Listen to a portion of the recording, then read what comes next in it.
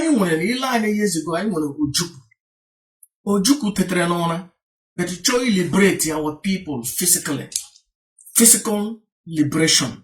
Ka anyị nwee independent, ka anyị nwere onwe nke ọnụ ahụ. Ojukwu fell. And ugbu a Nnamdi Ezebiro, Nnamdi Kanu, Supreme Commander of the Indigenous People of Biafra, na-alụkwa the same ọgụ a ka ndị Igbo nwere onwe nke ọnụ ahụ. Ihe Chukwu ji kpọta m, ji webata m, bụ ka m nyere Nnamdi Kanu aka ka o ferụ arụ zoro eyeni.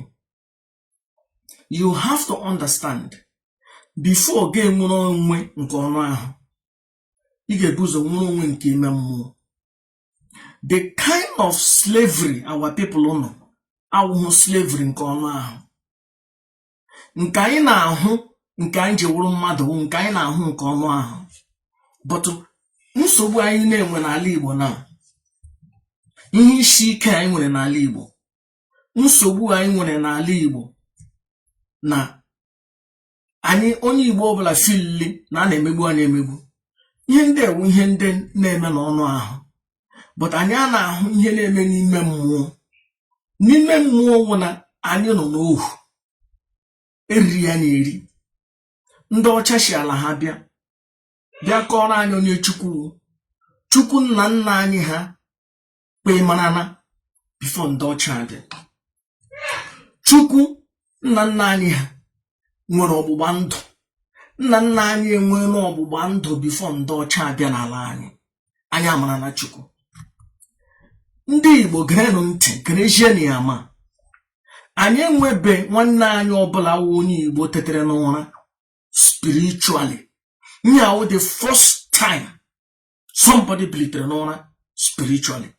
And they kelene m Chukwu as the spokesperson of great and mighty Chukwu.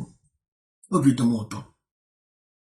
And ana m asị na ndị Igbo, ụmụnne m na ụmụnna m, ga-enwere onwe nke ime mmụọ.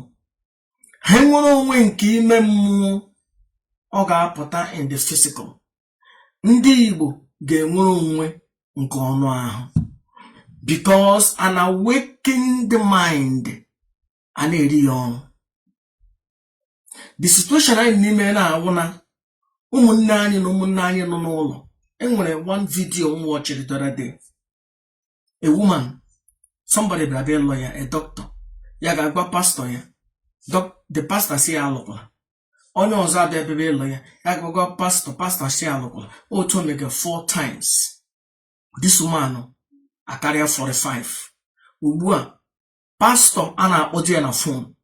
Pastor a na-enyezi ya ihu. Maybe the pastor na-erige ọ chọghị ka ọ lụọ di.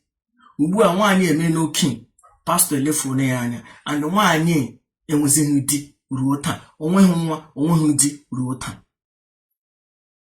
Ụmụnne anyị ndị na Biafra land, ha chi ime ihe, ha gbajemejegba pastor, jegwa Reverend Father.